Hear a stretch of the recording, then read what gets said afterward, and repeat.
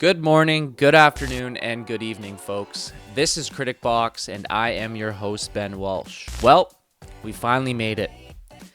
13 years in the making, and James Cameron has finally gifted audiences his love child. That is the second installment of Avatar 2, The Way of Water. And we are brought back to Jake and Neytiri Sully, who have clearly been busy now having a few children of their own. The humans are still on Pandora, as the Earth is now dying and the stakes are raised for them as they are now trying to colonize Pandora.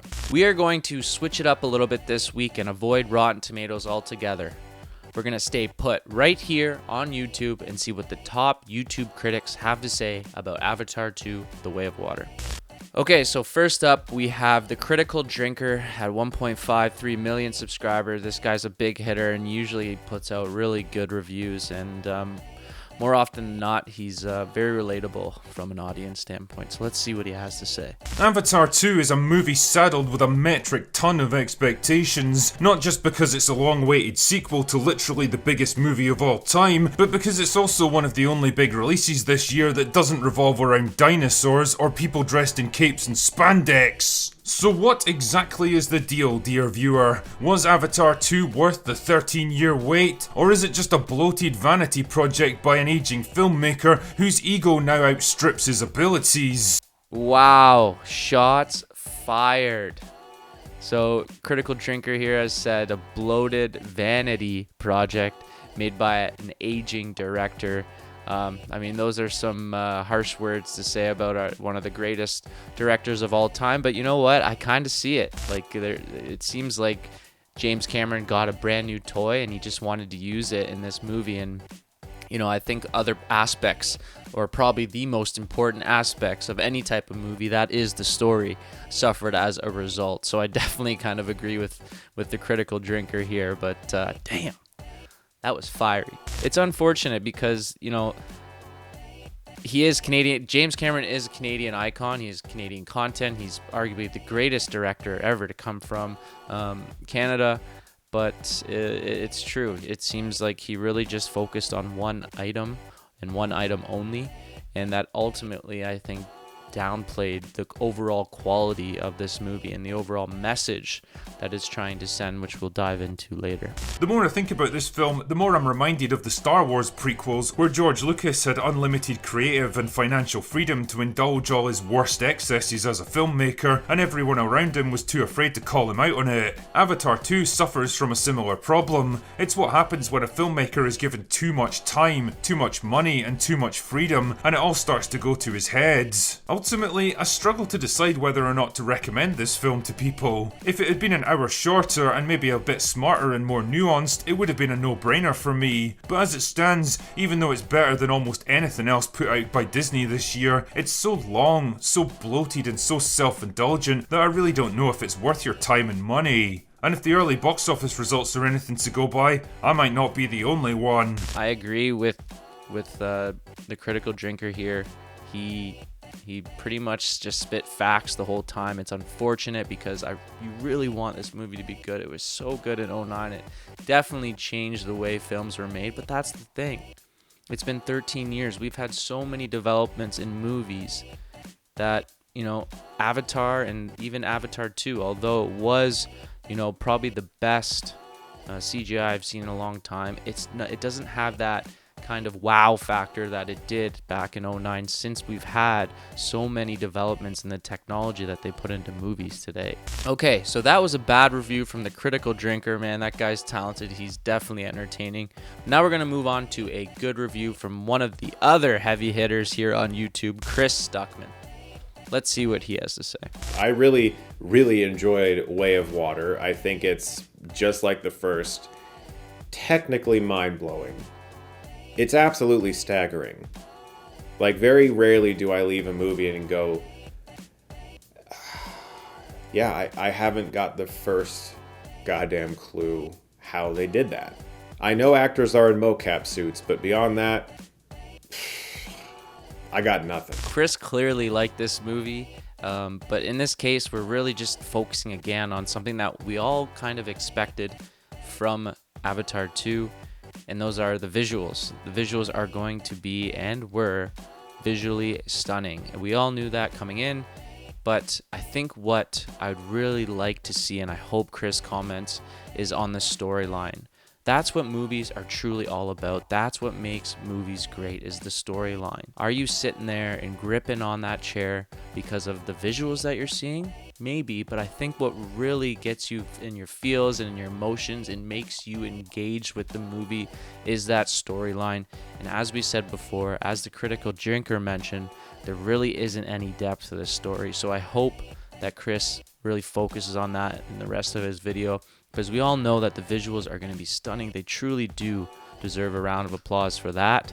But I think what really matters here, and what I think the truth needs to come out about this movie, because it is so big, is that they just do not have enough oomph to their story. So let's see what Chris has to say. But that really is the trick of all crowd-pleasing audience entertainment, right? Big movies. It's always simple stories told in a very big way. I mean, Top Gun Maverick is just a dressed up surrogate father-son story, right? I mean, that's what it is at its core, and it's great. But there's also jets, and it's amazing and fun. James Cameron has definitely tapped into the way to make these types of stories. Okay, so Chris starts to get into the story dilemma here, and I think honestly it's a bit of a cop-out. I think the excuse that it's a big movie, and that normally in a big movie that they are simplistic scripts and it's all driven by money and the visuals and whatnot, isn't exactly fair. I think a lot of the best movies out there have a fantastic script and might even be low. A lot of low budget films are honestly some of the best quality in years past. So yeah, I think that there needed to be a big budget in this movie, because clearly there wasn't any time spent on the script. But I kind of disagree in this fact that it's kind of just sticking to one avenue with these big movies and just calling it, it's a big movie and it's a shitty script. Again, the storyline and the characters and their depth really was lacking here. And I think that's something that Chris might have avoided a bit. So now we have seen what the top YouTube critics have had to say about Avatar 2: The Way of Water. I'm going to recap it quick and let you know if this movie is truly worth your time. And as expected, The Way of Water instantly hooks audiences in with its stunning visuals. James Cameron has only built upon the foundation that he created in Avatar 1. As in typical Cameron fashion, we are seeing things on this big screen that we have never seen before. Perhaps it was the 3D visuals, and I don't normally go see movies in 3D, but I think that what we saw on the screen, the visuals behind it were so good, with your sight and your hearing, that it ignited my other senses. Like, I hate to be really contrite about this, but I could actually taste the seawater, the saltiness of it, and I could feel it in my hands. And I don't know, maybe it was the popcorn that I was eating, but man, the visuals truly were stunning. And I know that might sound corny, but it's facts. Like, this is what carried the movie, was the visuals. But again, what I really wanted to see going into this movie was the storyline. I thought in Avatar 1 that it kind of lacked, but it was all kind of buried underneath by those visuals that we had never seen before in time back in 2009. So, 13 years later, we've had so many developments in visual effects in film.